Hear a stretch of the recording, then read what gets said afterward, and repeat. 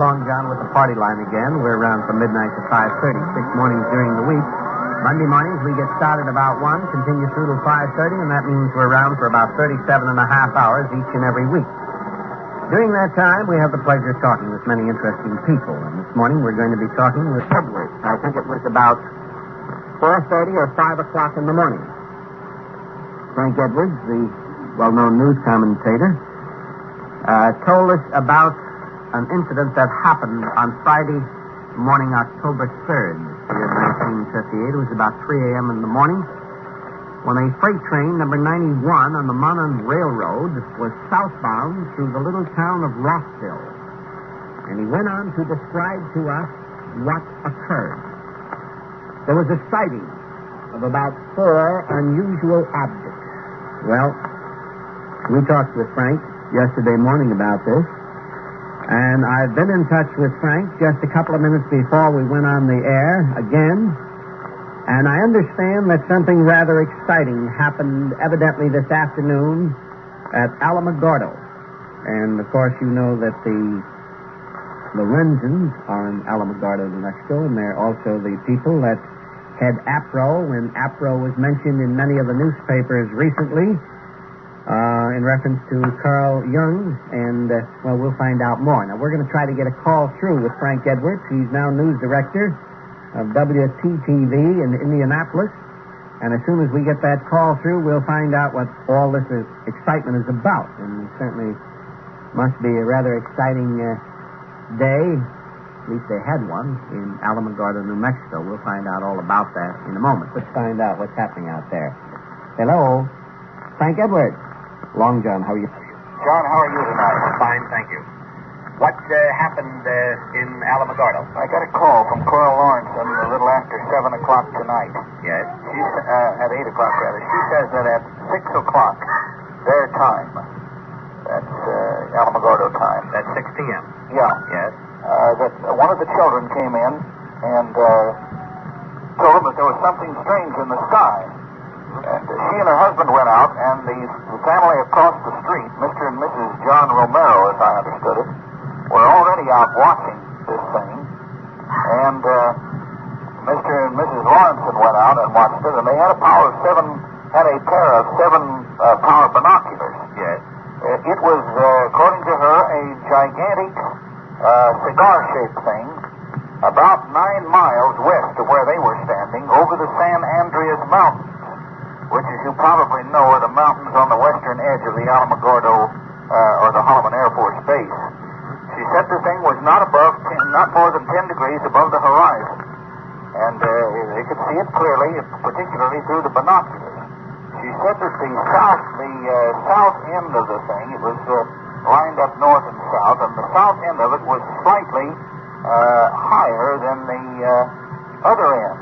And while they were watching it, an intensely brilliant yellow light showed up on the south end of the object several times, flashed. Very, very brilliant, she said.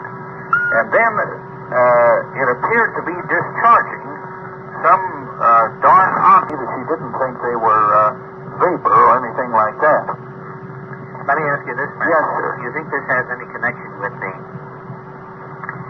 sighting that you reported to me yesterday morning that occurred on Friday morning, October 3rd? Well, the sighting that I reported, or that sighting that I reported to you, was of much smaller objects, John. Much smaller than the one that... The one that she saw today, because at a distance of 9 or 10 miles, as they estimated this one, the object would be tremendous. She said that they were under the impression that it was about the same size as that object which was photographed over Holloman Air Force Base last November. The one that appeared on all the newspapers. Yes. Yeah, and they estimated that, to be possibly 4,000 feet in diameter. 4,000 feet? That was what the Associated Press copy said on it. I very frankly, I don't remember the caption, but gee, that's a good size rocket. That's huge, but 9 or 10 miles away, it would show up there, but it still wouldn't be very big. But anyway, this thing she said was huge. While we were watching it, they noticed tiny little flickering lights appear in a line along the lower edge of the object, longitudinally, and then it began to move as though these little lights were perhaps porthole flares or something. And it turned around and went westward. And altogether they saw it about 6 minutes, Mrs. Lawrence said. And then just as they wound up her walking off and going in the same direction this object went. Well, now when you say the control tower... That's at Holloman Air Force Base. Yes, I understand that, but they wouldn't answer the phone. Are you saying that that there's a possibility that there was some jamming on the part of this object? No, my guess is that they were already busy with it. You know, they were already busy dispatching these planes. To chase it? Yes, and possibly watching the object themselves, and they were not interested in any phone calls. I see what you mean. That would be my interpretation of that angle of it. Now, I'd like to ask... go ahead, continue. Well, I was just going to say that all the four adults who were in this thing are all employees out there at this Air Force Base, and they're all very competent and sound people, and they're not zanies or anything like that. I wonder, Frank, if you can speculate for a moment, if you have any idea of why we've had so many sightings around Alamogordo, New Mexico, and not many around New York City. I have no idea, John, and I've never heard anyone speculate on that, although I've known a lot of people who have noticed that is true, just as you pointed out. But I've never heard anyone speculate as to why it might be true. And, there's an interesting angle in connection with this thing, which possibly you already thought about. A couple of days ago, they sent up this Lieutenant Clifton McClure from Holloman Air Force Base in that big plastic balloon. And they sent him up to 100,000 feet, as you probably recall. Yes. Of getting enough detail on the thing that would show more than they've ever shown before. You've never had a method of doing this before, you know. Now you remember that all of a sudden, the other night, when the temperature was 55 below zero up where he was, he suddenly cut off his transmitter and made a hasty descent and came down 12 hours early with no explanation. The only explanation that was given was that it was getting too hot for him. Now, a source of mine asked the officials down there if they meant too hot in terms of temperature. And the fellow said, we won't amplify, we just say it's getting too hot. It got too hot for him up there. Now, it's strange it would get too hot for him when the outside temperature was 55 degrees below, and he'd been up there in that same temperature for many hours. Getting back again to Alamogordo, New Mexico, Frank, isn't this the location that Dan Fry speaks of in his book? You know, Dan Fry... He speaks of White Sand. Oh, White Sand. It's way down the other end. I'm sorry, I was confused. Yeah, that's a great gypsum bed down there. But isn't it true that there's a possibility that these unusual craft, the unusual craft that is being sighted from time to time at Alamogordo, that our government may be testing something that they've recently developed? Well, yes, that's quite possible. However, these are so similar to objects which have been seen for the past 10 years, or 11 years at least, that if they've been testing them that long, they're certainly making no progress. And they might as well quit and go back to bicycles. Frank, with that kind of luck, Henry Ford would still be fixing bicycles. Thank you very much for giving me this information. Say, John, I've got a new series called Stranger Than Science, in which it's a series based on my book, Stranger published by Citadel Press. Yes, and what I wanted to say to you was it's only been on the market 11 days. We've got 24 stations that have already signed up for it. Wonderful. So I'm real happy about that. Good, Frank. Wonderful. John, nice talking to you. Thank you very much. Watch out for the little green men. I certainly will. Nice talking to you. So long. Well, that was Frank Edwards, well-known news commentator, author of the book entitled Sun Billion Sponsors, published by Valentine. And Frank is in Indianapolis right now. We spoke to him on our beeper phone, and he gave us the information. To see if we could make arrangements to talk with Gray Barker. I want to find out what happened on that trip that they were planning to go Was to this South the America. trip, pardon me, where they told me they were mild? Now, don't steal the Gleason line. Pardon me. Where, I got a letter not long ago inviting me to go on a steal the Gleason line. Stop by my house and pick me up on January 29th. And if you take a good look at me, and this was going to whisk me down to an island off the coast of Brazil for some sort of a little meeting with the saucer people and back the same day. I couldn't go because on that day it so happened I was going to Venus for lunch, and I had to stop by Mars on the way home, and I didn't get to go. Do you know anyone who did go, John? Well, I'm going to check with Ray Barker, but what we're going to try to do, a couple of months ago, you were with us, Frank, and you mentioned something about a letter that you had received. Does this ring a bell with you? Don't talk about it, but I'm just trying to refresh your memory. Well, I've received quite a few. Well, I realize that. Well, it's from some scientists. And you couldn't name names, and this led you to believe that there's a possibility that they're flying saucers. Yes. Do you know what we're talking about? Yeah, I know the letter you're talking about. I know where it is. Yeah. Now, certainly, Jackie Gleason was evidently listening for a couple of minutes, and he heard that you were going to be on, and I know that he has some business to attend to tonight, and David Field contacted him, and he is going to talk for a couple of minutes on our beeper phone setup. And rather than talk to me, because this is not going to be of any great interest to Jackie Gleason, I think it would be better if he talks to you for a couple of minutes on the phone. Has he quit coughing? I don't know. I can only hope so. This is the funniest that ever happened. That I can assure you. I'm sorry that the people, and that should be a part of the show. I howled. I coughed laughing. So, you going to make the call? You got a small phone there? All right. Come in, Jackie Gleason. Wherever you are. Do you want to work with this, or do you want to work with the phone? I'll put you on the phone instead. That makes no difference. Do you want to give us... I can work with the phone out, please? Long phone there. If you will, Karen. No. It might be better if I work with that guy. You want a bit? All right. Yeah, sure. All right, then. You can do it. Little stretch? Yep.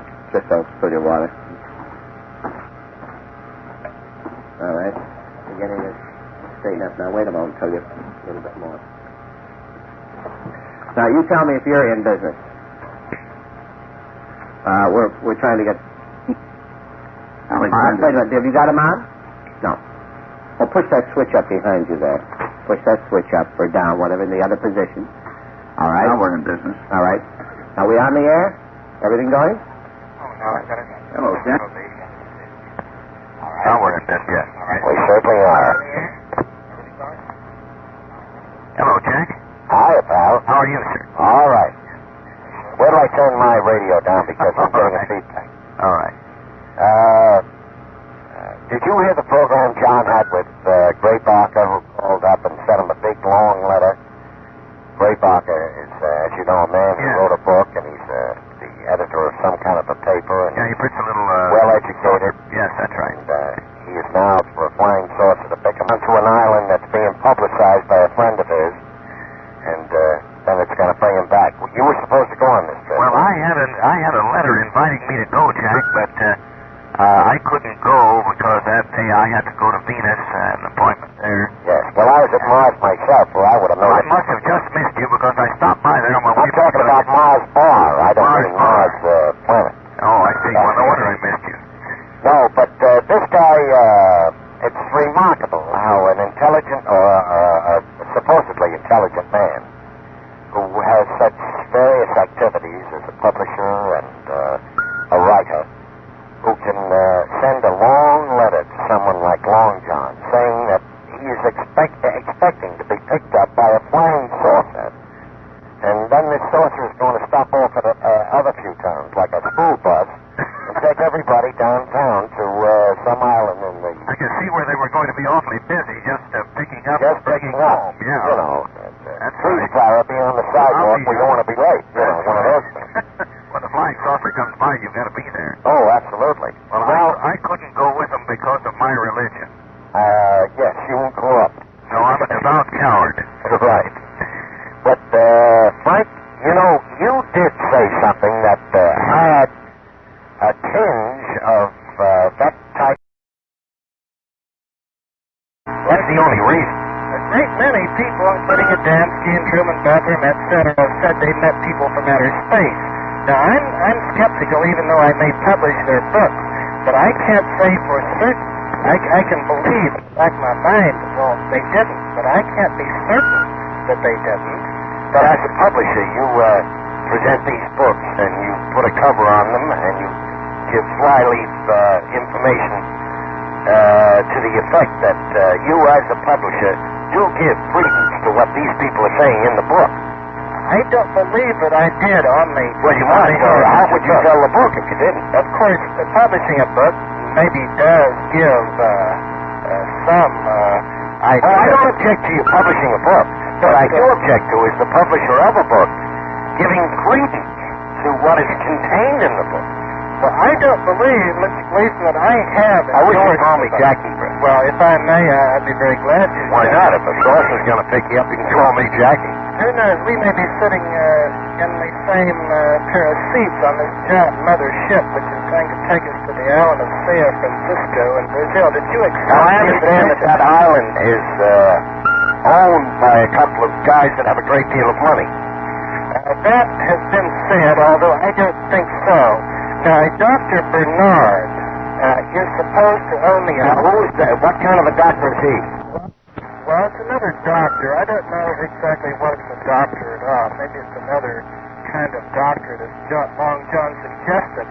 But I have done a little research, Jackie, since I spoke on the LongJohn show a few days ago. I dug out the files on Dr. Bernard, and I find out that previously, about a year ago, maybe 2 years ago, he was operating under a different name, something like Sigmeister. I'm not sure that's the correct name, and at that time he was encouraging settlers to come down there and to possibly purchase land and to start a settlement, presumably which would be safe from atomic bombs. I had a couple of letters, and that's all, and that's about all the background I have on Dr. Now, doesn't that sound wild to you? It does. A man who invites you to an island because it's safe from atomic warfare. Well, now, Isn't that ridiculous? If I were a scientist, maybe I could Even if it were a scientist, we know that there's no such a thing as an island that's immune to atomic warfare. He didn't say that exactly. Saying was that somehow because of winds that come up from the South Pole, and in case of fallout, perhaps the island would be safer. Maybe it would be not entirely Well, I think safe. that island's going to be very safe as long as he's on it. Because I don't think anyone will be killed on that island, because I don't think anybody will show up on it. Fellas, can I just interrupt a moment, because I've got to identify the station, and then I would appreciate if you fellas would like to talk for a few more minutes. This is WOR Radio, your station in New York, 710 on the dial. Gray, Hold it a minute, fellas, please. 1 minute till I tell you.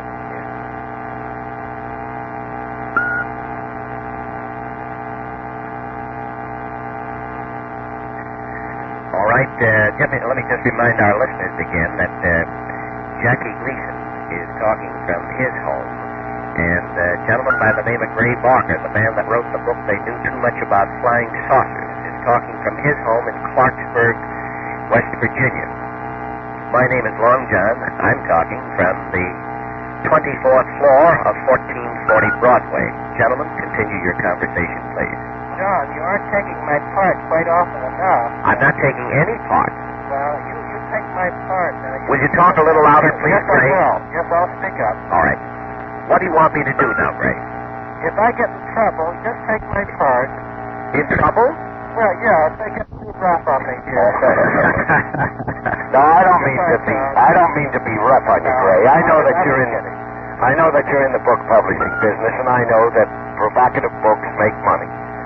And I'm in a business too, where my performance is provocative. I make money, and I theatricalize several things that I do to make my performance enhanced. And some of the things I do are theatrical. So I can understand someone who publishes books making those things theatrical and the presentation of books theatrical. But I would love to speak to Howard Demenger and ask him, doesn't he feel terrible married to a woman that went with another guy from Mars? Hello, Gray. Gray, are you there? Hey, I'm Tom Stop, and I'm sorry cut off.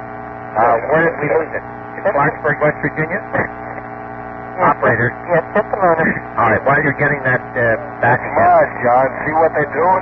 That's right. Those are the Mystic spacemen. Bobbit. Mystic Bobbit. Just a moment. All right, we're waiting, All operator. right, now what else did you want? Well, we want you to get back the gentleman that we're talking to Oh, in Clarksburg, West Virginia. Yeah, did you say something else? No, I'm just talking to Jackie Gleason. I'm on the air right now, operator. All right, just a moment. And I can't have dead air. Jackie, this is a great gimmick, isn't it? Oh, beautiful. Of course, this means that we can't ever have you join us, you see. You'll do it this way, the easy way. Great. You know, you should do this conference bit all the time. I'm going to try it again sometime. I think this... Got to get Otis T. Carr on. And Adamski. See, that's an idea. I wonder if we could tie in four. They could get a conference call while they're up there. Which would be nice, you know. That's a great jam. Incidentally, on this new TV show that I'm going to do on February 17th, which is a Wednesday night on Channel 9 at 10 o'clock. I'm doing a commercial too, Jackie, as you know. I'm going to be interviewing Norman E. Colton, sales engineer for Otis T. Carr. Oh, yeah. He's the one that handled the fun. That's right. I know. Hello. Hello? Hello there, John. Are we back in business? Yes, I'm on Planet Glebe. Good. Are we back on, John? Yes. Now, just you'll have to talk a little louder, Gray. All right, John. All right. Now, what is your complaint? You claim that I am not defending you? Well, my complaint now is that every time I get on your show, practically every time, I'm cut off. And I'm beginning to believe in this Silas group that Major Kehoe talks about. When we get an interesting conversation on, somebody pulls a switch and we're off. I try to explain to him, John, that it was the magic bobber in his clippers that does this. He keeps running around clipping the phone wires. You mean the mystic consolidated? He's on my side. All right. So, fellas, look, I know that all One of of the questions I wanted to ask, John, You go ahead, Jack, please. was, I wonder what it does to Howard Menger's ego to realize that he is married to a woman who was married to a Superman before he married her. Well, Marla Baxter, it's her pen name. That's her pen name.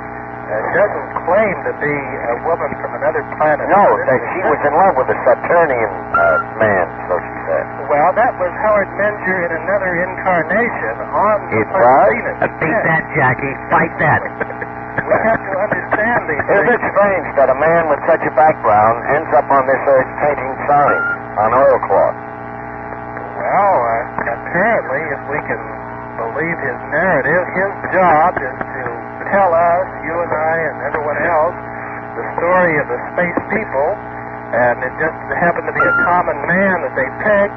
After all, the story goes that the space people have contacted, now I don't go along with this, the story goes they have contacted very important people. Well, now, great, look at it this way. Why would a space person contact anyone? Well, let's not say Howard Menger or Adamski or anything. Why would a space person contact any human being on Earth? What would you think would be their reason for doing it? According to the people who claim to be contacted, the space people have a message for us. Well, what is the message? Basically, it's a pretty well-defined line. Now, is this message important to us? I don't know. Well, I mean, do the space people think that this message is important? Evidently they do, or they don't think... Now, they want us to believe it, don't they? What? They want us to believe it, don't they? Yes, well, then why don't they leave a little evidence along with this message so that we would believe it? That's one of the things that has puzzled me, although some of these contactees say that they want this information to come out slowly, that if they told everybody and if everybody believed it immediately, people might get frightened about it. Why? I thought it was a message of love. Well, people just aren't ready for that. Remember, the classic explanation, the worst in the world. They must be ready for love. If Menger married a girl who was married to a Saturnian, they must be ready for love. Well, I'm sure everybody's ready for love, but the fact that there might be space people is, to some people, a terrifying concept. A lot of people... Well, it was just as terrifying. It was just as terrifying when Christ was crucified. But there was some reason for him to do that. He told us what the message was, and he gave a perfect demonstration of behavior for people to follow. Now, if these base people think that they have an important message, and they want to get it to the people, I can't understand why they wouldn't provide some evidence so that we would believe that the message was legitimate. Instead of contacting a man who was a criminal, or who was arrested a few times, whether wrongly or rightly, I don't know. The fellow who in the West who saw the flying saucer on the desert and walked in and they spoke to him in high German. Reinhold Schmidt. Yeah, Reinhold Schmidt is the man's name. He was in the clink a couple of times. Now, Howard Menzer, who's over there mixing some paints and painting a sign nice in the yard, and they're sending down little colored discs that carry messages to them. Now, if they're going to contact these people to get a message across, they sure are picking some poor disciples.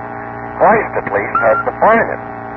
He had, St. Peter and Thomas, St. Paul, and a pretty intelligent man working for him. Well, no, I'm not very religious. Well, I'm not talking about religion. I'm just talking about the prospect of getting education. For instance, you were a school teacher. Now, they wouldn't let you be a school teacher if you didn't have some education, you didn't have some authority to impart your instruction. Now, why do you think they pick a sign painter and a guy that's been in the clink a couple of times to impart this very important information to the world? Why don't they step down and pick up a guy like, Stevenson, Governor Stevenson, who's a nice fella, speaks nice English? I have heard it said that the space people have contacted very important people, including leading politicians, astronomers, and so on, but they haven't listened to them. And I'd like to remind you that... you mean to tell me, Gray, that you really believe that if Stevenson was contacted by a flying saucer, and he knew it was a flying saucer, and he knew these were legitimate people, that he wouldn't run out in the street immediately and shout this information? I don't believe he would. I think that he would be afraid that, first of all, people wouldn't believe him. Well, why wouldn't they believe him? He hadn't seen what he thought he had seen. Well, all the flying saucer people, don't you think they have this intelligence? I would be very hesitant about running out the... Don't you think that they know that people would be ridiculed if they ran out describing the flying saucer doctrine? Don't you think that they would be very careful to give whoever they were imparting this information with some evidence that these people did give this information to them so that they wouldn't be ridiculed? Howard Menzer does have some evidence. What evidence? Which I have printed in the book. What evidence? To you in the form of pictures.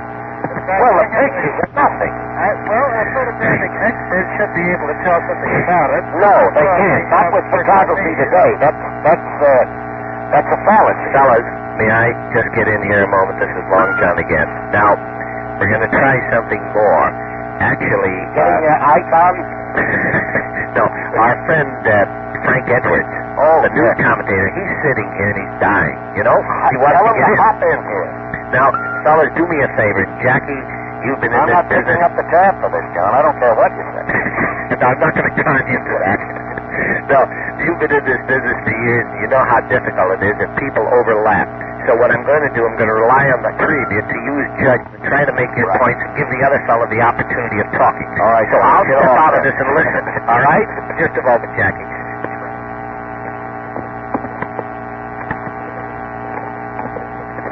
I'd like to ask... Hello? I want to ask, this is Frank Edwards in the studios here at WOR. I've been listening to this conversation, and I'd like to ask Mr. Barker a question. You said there a minute ago, Mr. Barker, that if Stevenson was contacted by a flying saucer and ran out and shouted it to the world, he wouldn't do that because people might not believe him. Is that right? No, that was the premise I believe I said. Well, let me ask you another question in connection with that. Why would they believe Menzer if they wouldn't believe Stevenson? Well, a great many people haven't believed Menzer, including Jackie Gleason, I believe. And it invites ridicule when you say anything. Are we talking about Anthony Stevenson?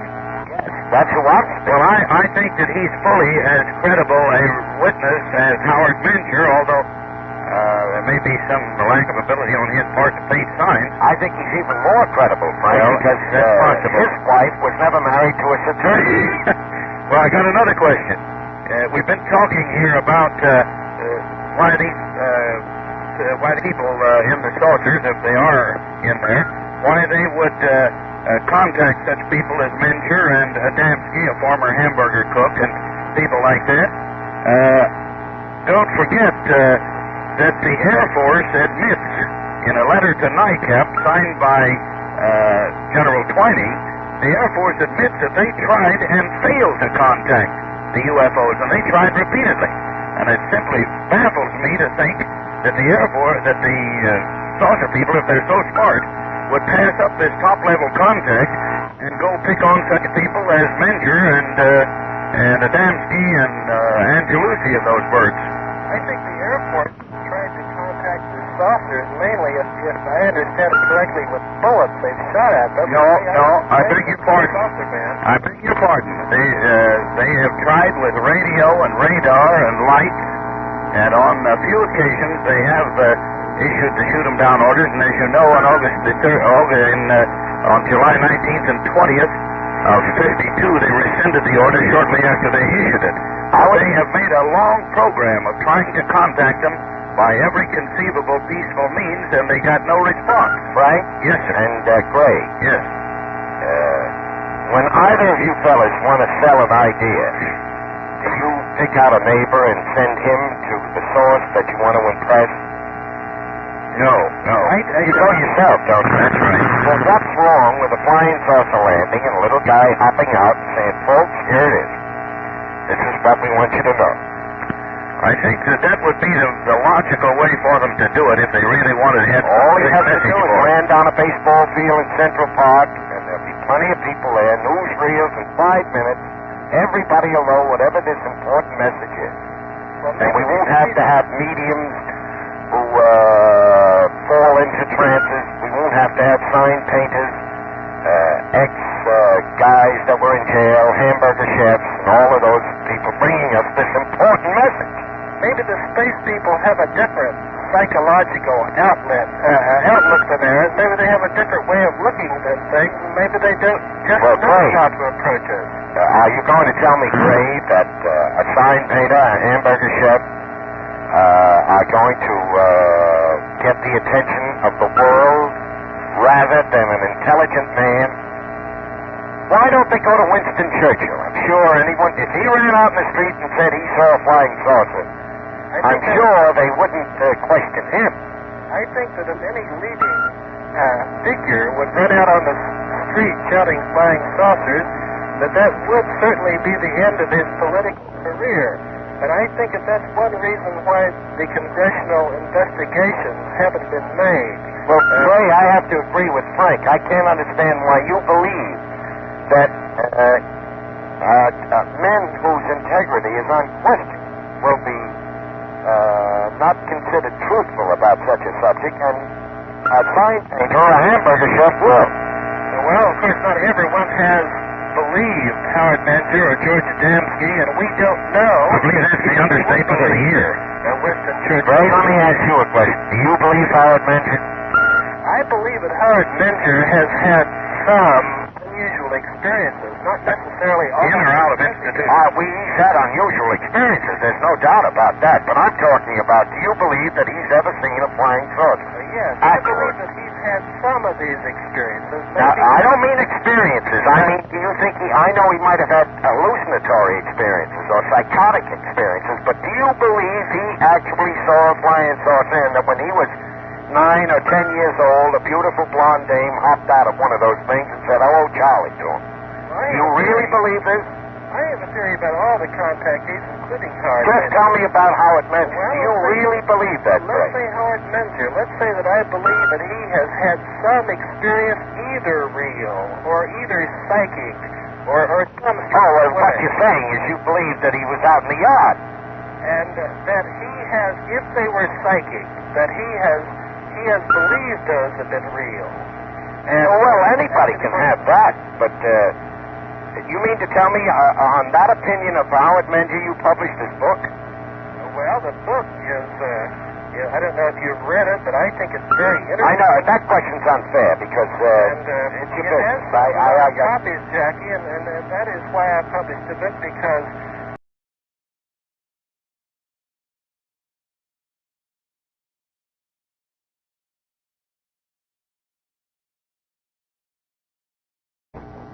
well, I sent these letters. I think myself maybe that I am, but they're very harmless ones, you know. You know, I like a very nice one too, Greg. Well, thank you. And honestly, I think you should consider the integrity element in such propagation of information at that time. Well, now, when I started in the saucer publishing field, no one knew about me. No one had ever heard my name, and now they have. Well, that's another thing. And if by going ahead and publishing everything that comes in, people stop reading, I certainly shan't be any worse off than I was before. Well, I think you have just explained your motive. To get up early, Jackie. Yeah, I have so. And I appreciate it very much that... I would just like to say goodnight to Brave, and it's been a pleasure speaking to him, and I think he's a very nice guy, but I think he's quite gullible, or he's a very good businessman, one or the other. Jackie, thank you very much. Okay. Good night. Good night, Jackie. Gray Good Barker. night, Frank. All right. Good night, fellas. John. Good night, Gray, and thank you very much for talking with us. Thank you, John. We'll be talking with you again. Good. Good night, everybody. All right. This is WOR Radio, your station in New York, 710 on the dial. Well, that was, to my way of thinking anyway, the first three-way conference call setup on radio. Possibly I'll be getting letters from people telling me it's being done for the past 40 years or something. But